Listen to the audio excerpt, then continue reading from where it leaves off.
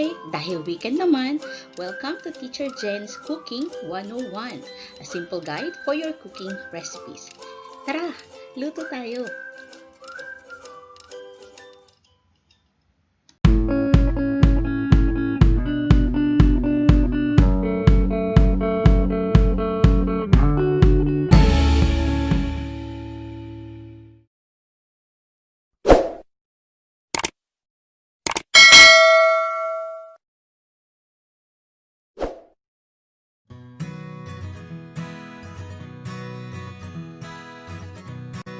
Para sa ating ingredients, nandiyan ang 1/2 kilo ng chicken thigh at 1/2 kilo ng pork o baboy.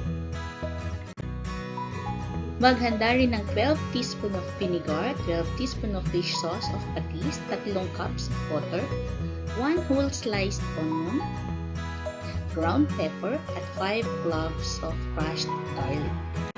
Para sa ating unang gagawin, hugasang mabuti ang baboy. Ilagay ito sa isang lalagyan at itong pakukuluan kasama lahat ng ingredients maliban sa manok.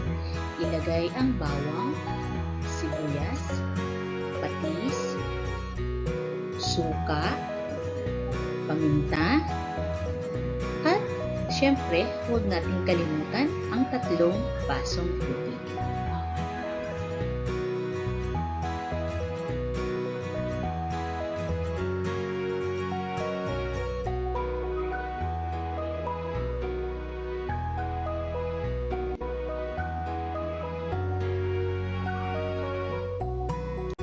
Ayan itong kumulo sa loob ng 15 to 20 minutes hanggang ang sa ito ay lumambot sa katamtamang lakas ng apoy.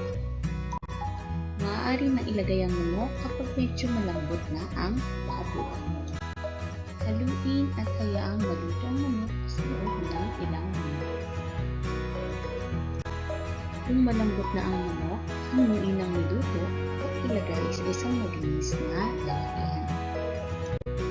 Sa ating mismong pinaglutuan, maglagay ng 2 hanggang 3 kutsarang mantika.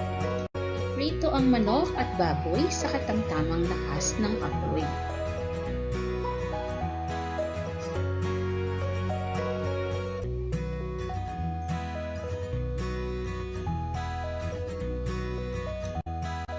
Pagkalagay ng lahat, itabi ang naiwang katas ng sabaw at gagamitin natin yan pagkatapos mamaya. Pagkalipas na 1 hanggang 2 minuto, baliktarin ang inyong piniprito. Kapag naprito na ang parehong side ng baboy at manok, ilagay ang natirang sabaw. Hanguin ang iyong naluto at ihain kasama ng mainit na kanin. Narito na ang ating chicken at pork adobong puti.